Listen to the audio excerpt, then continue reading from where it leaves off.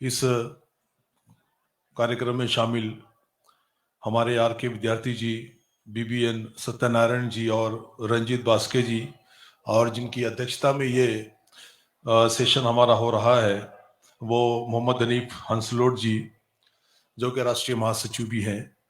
साथियों, विषय है मूल निवासी पहचान से ही SC ST OBC एवं इनसे धर्म परिवर्तित अल्पसंख्यक के अस्तित्व का उलगुलान।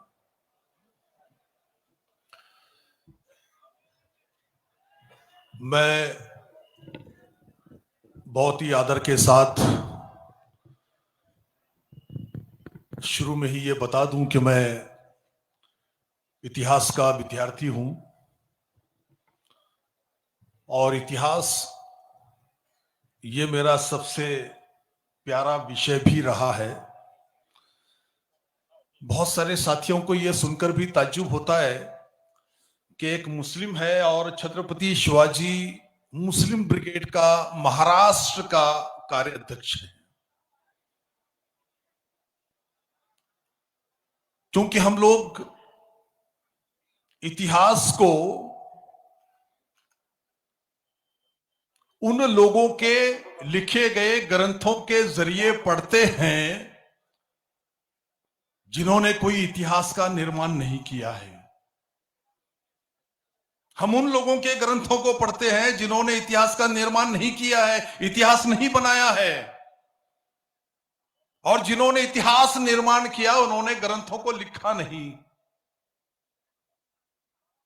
और यही कारण है कि हमारे सामने ढेर सारे ऐसे पुस्तक, ऐसे ग्रंथ, ऐसे स्क्रिप्ट्स, ऐसी कादंबरी, ऐसी कथाएं, पटकथाएं, सिनेमा, ड्रामा और रिसर्च पेपर के नाम पर झूठे पेपर्स लगातार रखे जाते हैं, जिसका सिर्फ और सिर्फ एक ही ध्येय होता है कि भारत के जो मुसलमान हैं, धर्म परिवर्तित मुसलमान हैं, उनसे द्वेष निर्माण हो, उनसे द्वेष निर्माण होना चाहिए। इसीलिए हजारों की संख्या में इतिहास के स्कॉलर के नाम से जो तथाकथित ग्रंथकार, इतिहासकार है, उन्होंने लिखे हैं। मैं खास तौर से मराठी भाषी हूं, महाराष्ट्र का रहने वाला हूं, और करीब करीब पूरे महाराष्ट्र में 350 से ज्यादा व्याख्यान मेरे, लेक्चर मेरे सिर्फ छत्रपति शिवाजी महाराज पर हुए हैं।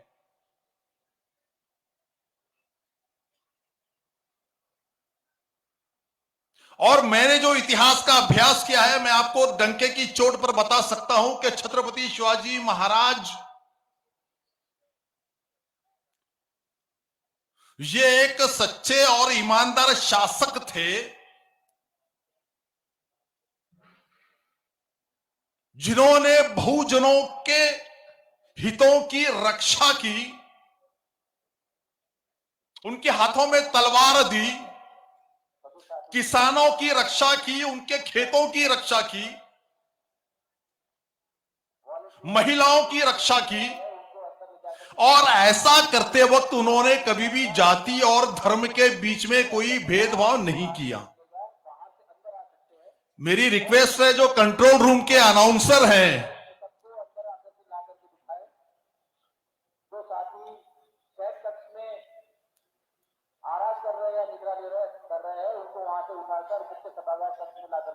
कंट्रोल रूम के जो साथी बार बार अनाउंस कर रहे हैं, मेरी उनसे विनती है कि कृपया वो अनाउंसमेंट अपना बंद कर दें।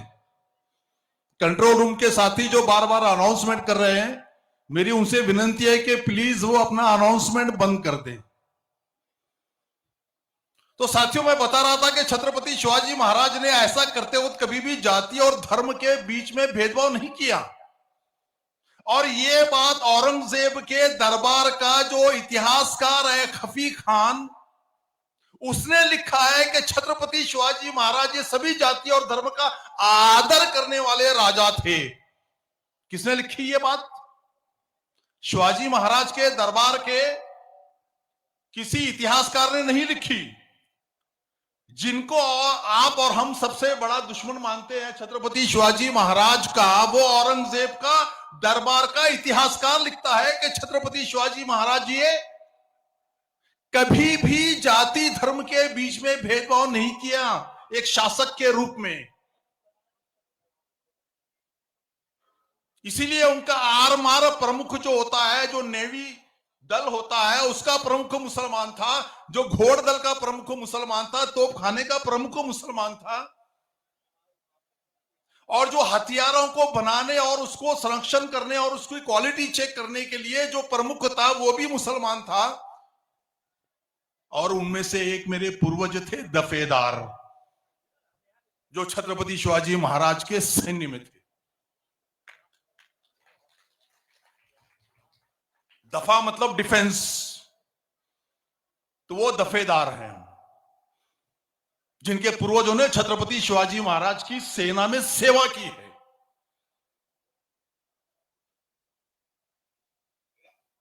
तो छत्रपति शिवाजी महाराज ने कभी भी नहीं किया, लेकिन आप देखिए कि पूरे महाराष्ट्र में हमेशा जातीय दंगल होते रहे, जातीय तनाव बढ़ाया जाता रहा, तो छत्रपति शिवाजी महाराज के नाम से।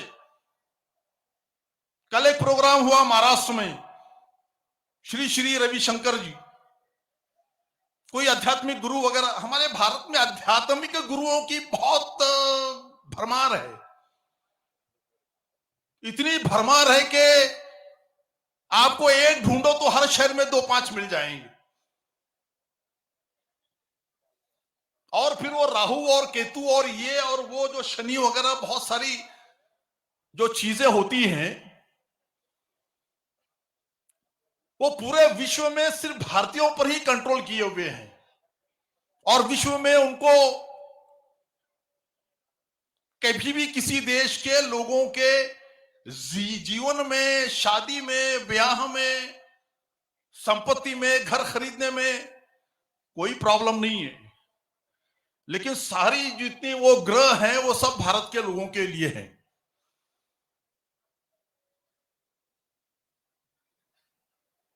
तो ये जो अलग अलग किस्म के बाबा बुआ और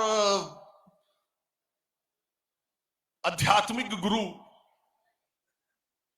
अगर इतना ही कुछ चमत्कार या कुछ ऐसी शक्ति या कुछ तो भी अगर ऐसा है, तो कम से कम इतना तो कर दे कि हमारे किसान जो इस देश में कम से कम हर साल 20 से 30 हजार आत्महत्या करता है, उसको आत्महत्या को ही रोक दे।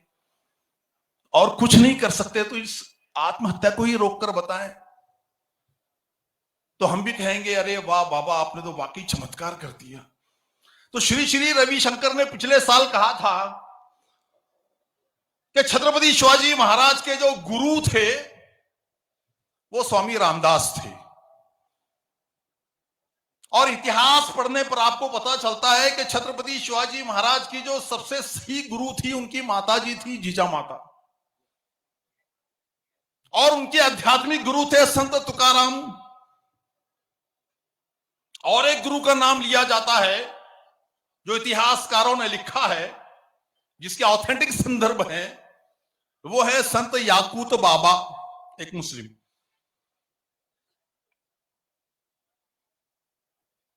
उनके पूर्वजों की भी आप इतिहास देखेंगे तो आपको पता चलेगा कि छत्रपति शिवाजी महाराज के जो पिताजी थे शाहजी भोसले, वो शाहजी नाम पड़ा है एक मुस्लिम सूफी के नाम से, क्योंकि उनके दादा यानी छत्रपति शिवाजी महाराज के जो दादा थे मालोजी राजे भोसले, उनको जब संतान नहीं हो रही थी तो उन्होंने शाह शरीफ नाम के एक सूफी संत के पास जाकर उनसे प्रार्थना की कि मेरे लिए आशीर्वाद दीजिए कि मेरी संतान हो जाए। तो उनको 2 बेटे हुए। 2 बेटे होने के बाद में मालोजी भोसले ने उन 2 बेटों के नाम रखे शाह जी और शरीफ जी। ये इतिहास है। यानी कि घर में कभी भी जाति धर्म के कारण भेदभाव नहीं हुआ। छत्रपति शिवाजी महाराज के पिताजी शाह जी करीब करीब सारी जिंदगी महाराष्ट्र में छत्रपति शिवाजी महाराज ने स्वराज्य बनाया, इसके बावजूद उनके पिताजी शाहजी भोसले ये सारी जिंदगी आदिल शाह बीजापुर का जो शासक था उसके यहां सरसेनापति थे। ये इतिहास में बता रहा हूं आपको, ऑथेंटिक इतिहास बता रहा हूं। क्योंकि जब मैं देखता हूं कि आज हमारे भारत में जो कई समस्या हैं, जिनमें से एक समस्या हमारी आइडेंटिटी की है, हमारी पहचान की है कि आखिर हमारी पहचान है क्या। जब आप इसको समझना चाहेंगे तो आपको भारत का इतिहास, भारत की संस्कृति और साथ ही साथ भारत की वो राजकीय परिस्थितियां भी समझना पड़ेगी। तब आपको समझ में आएगा कि बामसेफ ने मूल निवासी ये एक शब्द, जैसे स्कड मिसाइल होता है, उस ब्राह्मणवाद के सारे साम्राज्य को ध्वस्त करने के लिए एक शब्द है, मूल निवासी।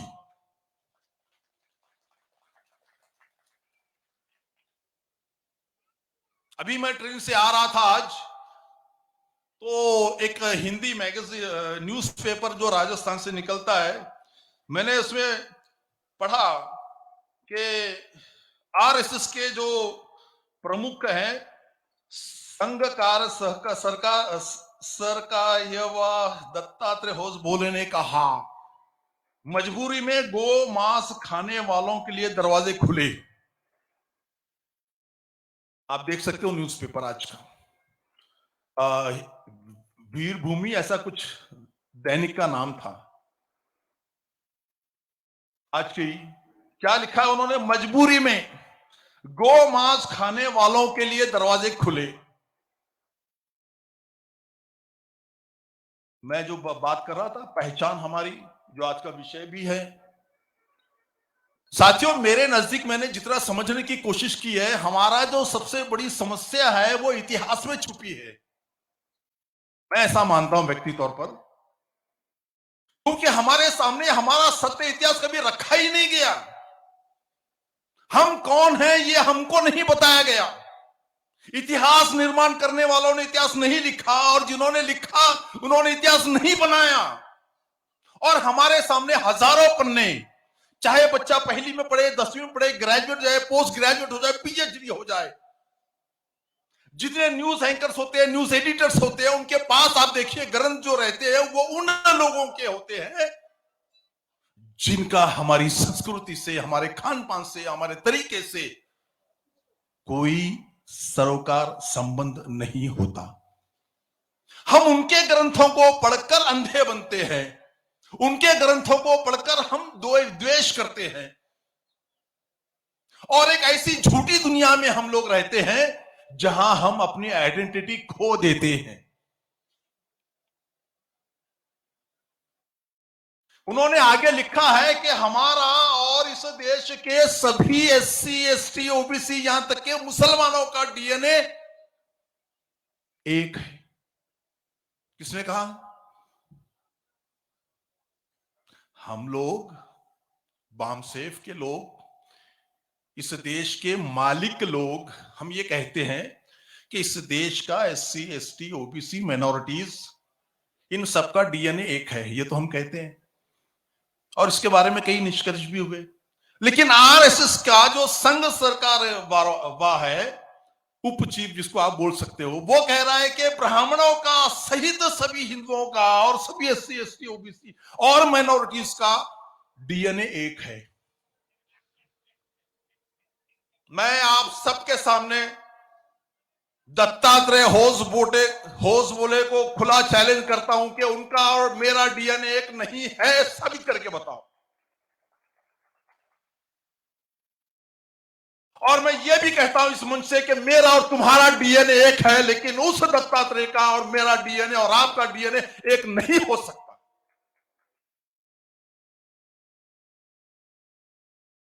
इसीलिए छत्रपति शिवाजी महाराज की हत्या की गई, ब्राह्मणों ने की है हत्या। मैं डंके की चोट पर कह रहा हूं, इतिहास बोल रहा हूं मैं आपको। छत्रपति शिवाजी महाराज की रायगढ़ किले पर हत्या की गई, ब्राह्मणों ने हत्या की। राज्याभिषेक को इनकार किया, ब्राह्मणों ने किया। छत्रपति संभाजी महाराज की हत्या की, ब्राह्मणों ने की।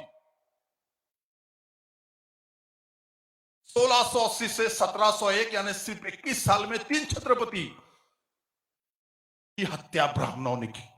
उसके बाद में पेशवाई आ गई। एक छोटा सा सवाल यह पैदा होता है कि अगर मुगलों ने छत्रपति शिवाजी महाराज की उस शिवशाही को परास्त किया, हराया, तो महाराष्ट्र में मुगलों की सत्ता आनी चाहिए थी।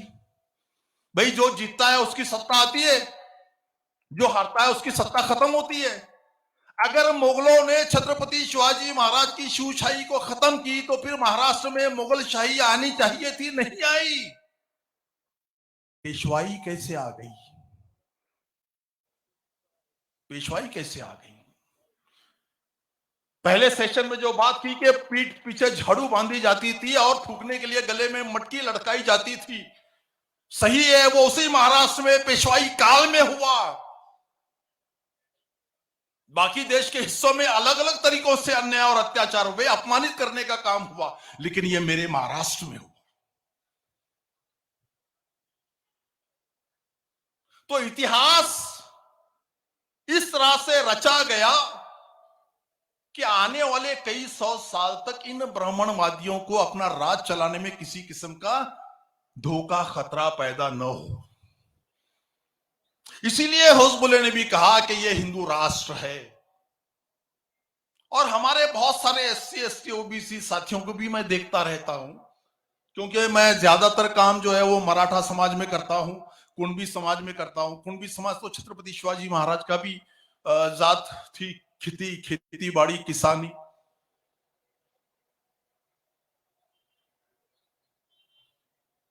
तो ये जो बार बार शब्द इस्तेमाल होता है हिंदू राष्ट्र, आजकल RSS भी बहुत चिल्लाने लगा है कि जाति तोड़ो, जातियां नष्ट करो और सब हिंदू एक हो जाओ। बामसेन भी कई सालों से कह रहा है कि जाति तोड़ो। बाबा साहब ने भी कहा था, इनहेरिएशन ऑफ कास्ट, बाबा साहब ने तो अपने जीवन में ही पुस्तक लिखा था। मुक्ति कौन पत्थे भी लिखा बाबा साहब ने कि हमारा मुक्ति मार्ग क्या होगा। तो फिर क्या फर्क है? बामसेन भी कह रहा है कि जाति तोड़ना चाहिए, बाबा साहब ने कहा, और अब RSS भी कह रहा है कि जातियां खत्म होनी चाहिए यानी जातियां तोड़ना चाहिए।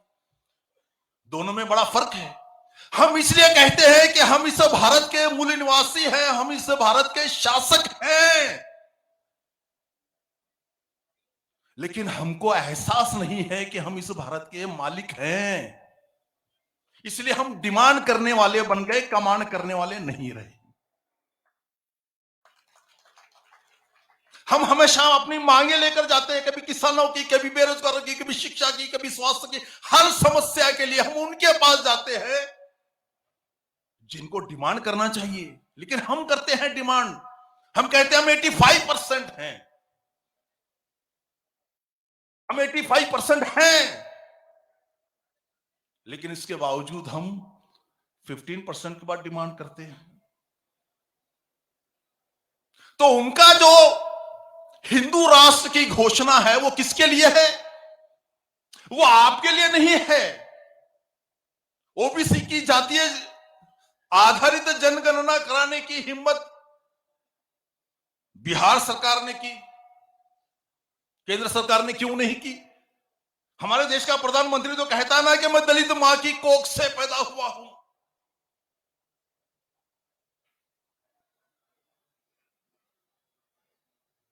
ओबीसी की जातीय जनगणना कराइए भाई, ताकि इस देश के ओबीसी को पता तो चले कि इस देश में ओबीसी की जनसंख्या है क्या। IAS ऑफिसर कितने हैं, सचिवालय कितने हैं, मंत्रालय कितना है, उनकी क्या हैसियत है, कितने ACP, DCP, CP कितने हैं, IG, सब समझ में आएगा देश के सामने। लेकिन हमारी जो 27% जो आरक्षण है ओबीसी का, उसको भी बड़ी मात्रा में खत्म करने का काम हो रहा है, जबकि हम लोग शासन के दिए गए जो आंकड़े हैं उसके हिसाब से हम लोग कम से कम 52% हैं, लेकिन आरक्षण 27%।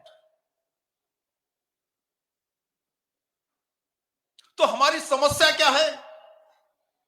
हमारी समस्या यह है कि हम लोग अपनी ताकत को नहीं पहचानते, हम अपनी पहचान को भी भूल गए। यह हमारी समस्या है। हम 85% कैसे? क्योंकि हमको हमारी जो असल पहचान है उससे हटा दिया गया है और एक झूठी पहचान हम पर थोपी गई है। जैसे आपने बहुत बार सुना होगा कि हिंदू शब्द का अर्थ होता है काला, जो उसका पर्शियन शब्द का अर्थ होता है काला। ये ज्योग्राफिकल टर्म है, धार्मिक नहीं है, संस्कृत के भाषा में नहीं है, किसी वेद में नहीं है। ये ज्योग्राफिकल टर्म है। आरिफ मोहम्मद खान भी, जो केरल का वो राज्यपाल है, उसने भी कहा कि मुझे भी आप हिंदू बोलिए, क्योंकि ये ज्योग्राफिकल टर्म है। ये सही है कि हिंदू ये ज्योग्राफिकल टर्म ही है, क्योंकि यहाँ की जो मिट्टी थी वो काली थी। यहाँ के लोग जो तुर्की और अफगानी थे, उनके हिसाब से ईरानी लोग थे, वो थोड़े से गेहुए रंग के या थोड़े से ब्लैकिश थे। तो उन्होंने कहा कि ये तो काली मिट्टी के रहने वाले काले लोग हैं। तो उन्होंने कहा कि ये हिंदू और ये हिंदुस्तान, ज्योग्राफिकल टर्म था, है ना। लेकिन अब वो ज्योग्राफिकल टर्म के तौर पर इस्तेमाल नहीं होता, वो होता है धार्मिक आधार पर। अब उन्होंने चालाकी की तो हमको भी चालाक थोड़ा होना पड़ेगा। हम ये कहते हैं कि हिंदू ये किसी धर्म का नाम नहीं है, इसलिए पिछले कुछ सालों से उन्होंने हिंदू धर्म बोलना बंद कर दिया है और बार बार चिल्लाते क्या है? सनातन धर्म। बार बार कहते हैं ना, सनातन धर्म, सनातन धर्म।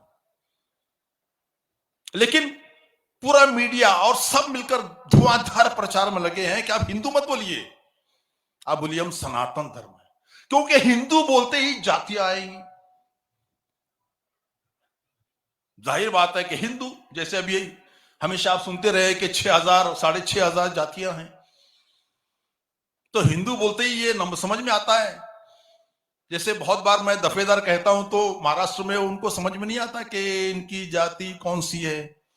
या अभी हमारे यहाँ पर कोई, हाँ, जैसे किसी का नाम आप मुझे बताइए, जैसे किसी ने नाम बताया कि भाई मैं रवि कामले हूं, तो कामले नाम सुनते ही मुझे फिक्र होने लगती है, यार इसकी जात क्या होगी, ये जात क्या होगी। मैं ट्रेन में आ रहा था, एक पंडित जी बैठे हुए थे, वो कुछ पांडे थे, तो एक लड़का फोन पे बात कर रहा था, तो उसने उत्तर प्रदेश की कुछ उनकी भाषा दी, कहा कि वो फोन की जो रिंग होती है, उसने कहा कि कुछ त्रिपाठी। तो उसने कहा अरे अपना ब्राह्मण वाह है। खैर मुझे कोई ताज्जुब नहीं लगा, क्योंकि मैं समझता हूं, आप भी समझते हैं। लेकिन मेरे दिमाग में जो प्रश्न आया कि अगर वो त्रिपाठी है तो ये कहने की क्या जरूरत है कि ये ब्राह्मण है। समझ में आ रही है ना बात आपको? क्योंकि वो ये देखते हैं कि ये हमारा है या नहीं है। समझ में आ रही है बात? आप लाख लाख लाख आदर कीजिए, मान सम्मान कीजिए, आपकी वही हैसियत रहेगी जो मनुस्मृति ने आपके लिए तय की है। इसके आगे कुछ नहीं। ये आपकी आइडेंटिटी है जो मनुस्मृति ने बताई है। इसके आगे कुछ नहीं हो सकता। इसलिए हमको समझना है। तो इतिहास में द्वेष इसलिए लिखा भरा गया, दिन रात भरा गया, ताकि मुसलमानों से नफरत पैदा की जाए। देखिए मैं मुसलमान हूं, मैं अच्छा मुसलमान उसको मानता हूं जो अपने धर्म को पढ़े, उसको समझने की कोशिश करे और बिना किसी भेदभाव के वो किसी भी जाति धर्म के व्यक्ति के साथ उतना ही अच्छा संबंध रखे, व्यवहार करे जितना वो अपने सगे भाई से करता है।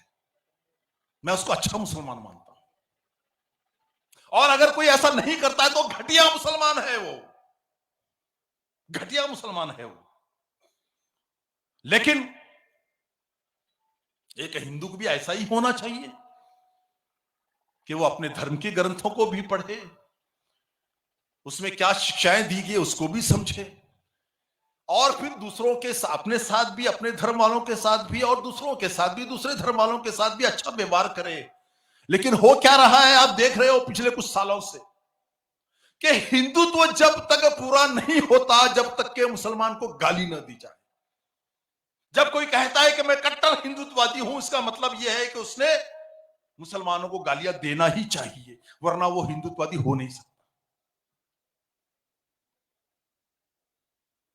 ये बड़ी अजीब टेंडेंसी है कि मैं अगर कट्टर मुसलमान हूं तो मैं हिंदू को कैसे गाली दे सकता हूं? मैं आपके द्वेष की बुनियाद पर अच्छा मुसलमान कैसे बन सकता हूं? यह तो बड़ी अजीब बात है। अगर मैं कट्टर मुसलमान हूं तो मुझे इस्लाम के जो प्रिंसिपल्स है उसको फॉलो करना चाहिए, उसको समझना चाहिए, उस पर अमल करना चाहिए। मैं दूसरे धर्म को बुरा भला बोलकर या दूसरे धर्म के मानने वालों को गालियां देकर अच्छा हिंदू कैसे बन सकता हूं? ऐसा हो रहा है। और इसीलिए इतिहास कहते हैं ना कि जिन्होंने इतिहास को पढ़ा नहीं वो इतिहास का निर्माण भी नहीं कर सकते। जो इतिहास को भूल जाते हैं वो इतिहास का निर्माण नहीं कर सकते। हमने अपना इतिहास भुला दिया है, हमको अपना इतिहास पढ़ने की, समझने की जरूरत है। और वो इतिहास हमारे अपने विचारधारा के लोगों के जरिए लिखे गए ग्रंथों को पढ़ने की जरूरत है। क्योंकि जब तक हम सही इतिहास नहीं समझेंगे, सही इतिहास, देखिए इतिहास इतिहास होता है, वो ब्राह्मणों का हो सकता है, मुसलमानों का हो सकता है, दलितों का हो सकता है, और किसी का हो सकता है, क्रिश्चियंस का हो सकता है, किसी राज्य किसी देश का हो सकता है। इतिहास का कोई धर्म नहीं होता। लेकिन हमारे देश में इतिहास को जिस ढंग से लिखा गया है वो सिर्फ और सिर्फ इसीलिए कि उससे द्वेष पैदा किया जा सके। और मोदी सरकार की, भाजपा की जो कामयाबी है वो क्या है? वो उनके काम की नहीं, विकास की नहीं, द्वेष पर आधारित राजनीति का फल है। इसीलिए इस भारत में हर साल 1 लाख से ज्यादा सुशिक्षित नौजवान जो बेरोजगार है वो आत्महत्या कर रहा है। ये सरकारी डेटा, हर साल 1 लाख से ज्यादा नौजवान, पढ़ा लिखा नौजवान जिसके हाथ में नौकरी नहीं, वो आत्महत्या कर रहा है। ये चीजें हमको और आपको ढूंढना पड़ता है कि क्या गवर्नमेंट का डेटा है, क्या फैक्ट्स। हमारे सामने जो समस्याएं हैं वो सबसे बड़ी रोटी रोजी की समस्या है, वो स्वास्थ्य की और शिक्षा की है। और अभी जो कल बजट पेश किया निर्मला सीतारमण ने, सबसे कम बजट भारत के नागरिकों की शिक्षा और स्वास्थ्य के लिए। देखो आप, सबसे कम बजट शिक्षा के लिए, स्वास्थ्य के लिए। तो बताइए, जिस देश में शिक्षा पर सबसे कम बजट हो, क्या वो देश कभी विकसित हो सकता है? अरे कुछ तो हमारा दिमाग भी तो चलना चाहिए। शिक्षा पर सबसे पहली बार इतिहास में 75 साल अमृत काल चल रहा है ना हमारा, सबसे कम बजट शिक्षा और स्वास्थ्य पर है। इससे बड़ी दुर्भाग्य की बात क्या हो सकती है हमारे लिए? और इसके लिए मैं आपसे बहुत ही आदर के साथ कहता हूं कि ये जो आइडेंटिटी है मूल निवासी की, ये 100 सोनार की तो 1 लोहार की है। ये आइडेंटिटी हमको अपनी पहचान भी देती है। ये सामाजिक पहचान है। धार्मिक पहचान, जातीय पहचान अलग अलग हो सकती है, ये सामाजिक एक पॉलिटिकल आइडेंटिटी है हमारी। आप किस जाति के हैं, किस धर्म के हैं, ये एक अलग विषय है, वो आपकी धार्मिक पहचान हो सकती है। लेकिन हमारी सामाजिक और पॉलिटिकल पहचान ये मूल निवासी की है। और इस शब्द में बड़ी ताकत है। इसीलिए तो हुज़्बुल्लाह ने कहा कि तुम्हारा और हमारा सबका डीएनए एक है, वरना कहता क्यों? कभी उनको डीएनए याद नहीं आया? बाल गंगाधर तिलक ने तो लिखा ना, कि हम लोग आर्य ईरान से आए हुए लोग हैं, यूरेशिया से आए हुए लोग हैं। औरंगजेब ने जिजिया कर लगाया, तब उन्होंने कहा कि अरे हम भी विदेशी और आप मुगल भी विदेशी, तो आप विदेशी और हम विदेशी, विदेशियों पर कर कैसे लगाते हो, टैक्स कैसे लगाते हो, हमको तो बाबा छोड़ दो। यानी वहां टैक्स के लिए उन्होंने अपने आप को विदेशी कहा।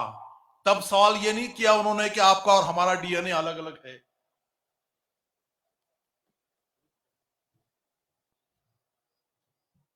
जहां पैदा होगा वहां पर डीएनए एक बनता है। और इसीलिए जितने कथावाचक और ये सब जो चल रहा है, अलग अलग आध्यात्मिक गुरु बनकर, अब तो खुलेआम हो रही है कि ये देश चलेगा तो रामायण और गीता के आधार पर चलेगा। बागेश्वर बाबा ने कहा 2 दिन पहले। हम डंके की चोट पर कहते हैं कि किसी हरामखोर में ये हिम्मत नहीं है कि ये देश चलेगा तो सिर्फ और सिर्फ बाबा साहब के संविधान से चलेगा, वरना लड़ाई हमारी और तुम्हारी आर पार की होगी। ये देश चलेगा तो बाबा साहब के संविधान से चलेगा, सिर्फ न किसी मुसलमान के कानून से चलेगा, न किसी मनुस्मृति के आधार पर चलेगा। जिन लोगों ने इस्लाम का कानून लगाने की कोशिश की अफगानिस्तान में, देखा ना आपने क्या किया, हजारों लोगों को मौत के घाट उतार दिया धर्म के नाम पर। यहां पर भी वही करने का सारा तमाशा और सारा प्लानिंग चल रहा है। आपको अंधा बनाने की कोशिश की जा रही है हिंदुत्व के नाम पर, हिंदू राष्ट्र के नाम पर। और एक आभासी शत्रु मुसलमान मुसलमान मुसलमान। आप रोटी की बात करेंगे तो बोलेंगे मुसलमान, आप कपड़ा की बात करेंगे तो बोलेंगे मुसलमान, आप स्वास्थ्य की बात करेंगे तो बोलेंगे मुसलमान। चाहे घर हो, चाहे पानी हो, चाहे लाइट हो, चाहे सड़क हो, कोई भी समस्या की बात कीजिए तो आपको बताएगा पहले मुसलमान। और हमारे लोग भी बड़े भोले होते हैं, उनको लगता है कि हाँ हिंदू खतरे में है। कुछ साल पहले कांग्रेस के राज में कुछ मुसलमान मौलवी चिल्लाते थे मुसलमान खतरे में है, मुसलमान खतरे में है। मैं कहता हूं 800 साल मुगल थे, ईरानी थे, तुरानी थे, अफगानी थे, ये भारत कभी भी खतरे में नहीं था, हिंदू कभी भी खतरे में नहीं था। मोदी के आते ही सारा हिंदू खतरे में आ गया। 800 साल मुगल ने राज किया ना, मुगल ने किया, अफगानी ने किया, ईरानी ने किया, तुर्की ने किया, फ्रेंच ने किया, डच ने किया, ब्रिटिश ने किया, कभी हिंदू खतरे में नहीं था। अब मोदी के आते ही सारा हिंदू खतरे में हो गया। अरे इतना ही खतरे में तो उसको हटा दो भाई, हमको बिठा दो, सारा खतरे से बाहर निकाल देंगे हम, कोई चिंता की जरूरत नहीं है।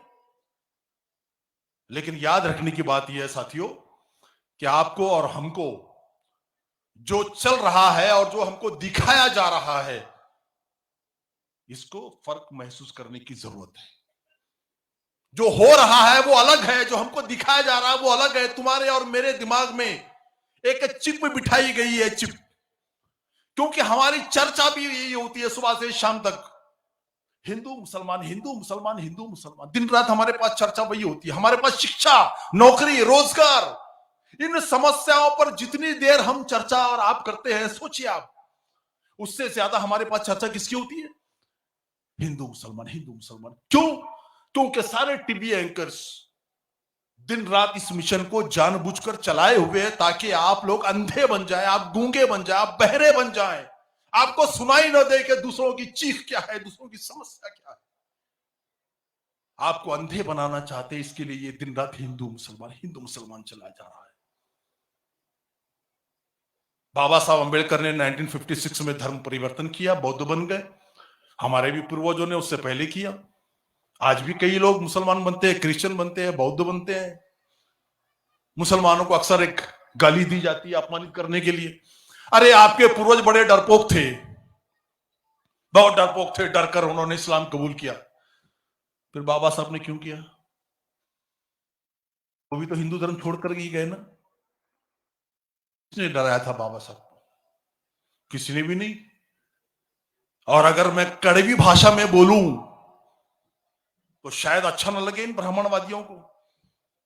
हमारे पूर्वज तो शूर थे, जो तुम्हारी उस व्यवस्था पर लात मारकर उन्होंने इस्लाम धर्म को स्वीकार किया। जो बुज़दिल डरपोक थे वो उसी धर्म में पड़े रहे। अच्छा नहीं लगेगा। अच्छा नहीं लगेगा, क्योंकि हमारी लड़ाई ये सिर्फ धर्म परिवर्तन की नहीं है। आप जिस धर्म के हो, हमारी आइडेंटिटी और आपकी आइडेंटिटी जो है वो मूल निवासियों की है, क्योंकि जैसे मुगल बाहर के थे उसी तरह से ये आर्य भी बाहर के हैं, जिन्होंने आज तक हजारों सालों से गुलाम बना के रखा है। और इस संविधान ने आपको और हमको उस व्यवस्था परिवर्तन से मुक्त कराने की एक चाबी दी है। इसीलिए ये संविधान आज खतरे में है। हिंदू खतरे में नहीं है, ब्राह्मण खतरे में नहीं है, हमारा देश का जो संविधान है वो खतरे में है। ये समझ लीजिए, अगर ये संविधान खत्म हो जाएगा तो तुम्हारा और हमारा जो अस्तित्व है इस पर एक बहुत भारी प्रश्न चिन्ह लग जाएगा, क्योंकि हमारी और आपकी लड़ाई संवैधानिक मार्ग से चल रही है। इसको समझने की जरूरत है। ये बहुत नाजुक विषय है। देश पूरे एक नाजुक दौर से गुजर रहा है और यहां पर हमारा और आपका यह कर्तव्य बनता है कि हम कम से कम एक ऐसे सब्जेक्ट पर, एक ऐसे विषय पर, एक प्लेटफॉर्म पर आए जहां आपकी और हमारी पहचान एक हो। चाहे वो मुसलमान हो, चाहे वो सिख हो, चाहे वो क्रिश्चियन हो, चाहे वो बौद्ध हो, चाहे वो 6000 जातियों से ज्यादा में बटा हुआ हमारा हिंदू भाई हो, उसकी पहचान मूल निवासी है और वही होनी चाहिए। और इसी आधार पर तुम्हारा और हमारा साथ मिलकर संघर्ष होगा इस देश के संविधान को बचाने के लिए, इस देश को बचाने के लिए। ये संविधान बचेगा तो देश बचेगा। और मैं मुसलमान होने के नाते फिर एक आखिर में बात कह दूं कि अगर हमको सबसे ज्यादा जिनसे आशाएं हैं, सबसे ज्यादा हम जिनको समझते हैं कि हां ये लोग ही हैं जो आगे बढ़कर सबसे पहले इस देश की रक्षा के लिए सब कुछ कुर्बान कर सकते हैं, वो इस देश का SC ST OBC SC ST OBC है। इसमें शक्ति है, ये शेर है, इसको जगाने की जरूरत है। तो आइए आप और मैं और हम सब मिलकर हमारे अपने मूल निवासी भाइयों को जगाए भी और उनको ये बताए भी कि आप शासक थे, आपको दोबारा शासक बनना है। जय मूल निवासी, जय भारत, जय संविधान।